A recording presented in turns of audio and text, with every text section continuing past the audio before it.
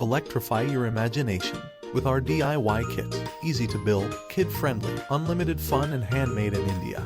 Hi, welcome to Shogini Toys Ultimate Digital Party Kit and Project 19, which is adding a buzzer to our dice. For this, what we need to do is connect a wire.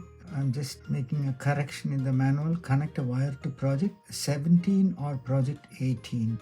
You can connect these two wires, that is A18 to G28 and J18 to negative. So I'm connecting J18 to negative. J18 to negative is connected.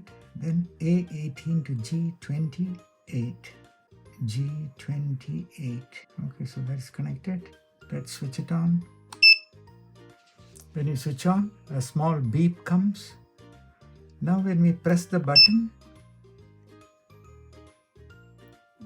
the buzzer will, so when we push the button, buzzer will beep when the answer is ready.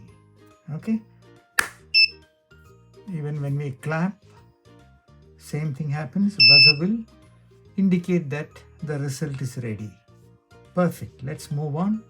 Let's switch it off. Build, learn, and create. Unleash your inner engineer with our DIY electronic kits.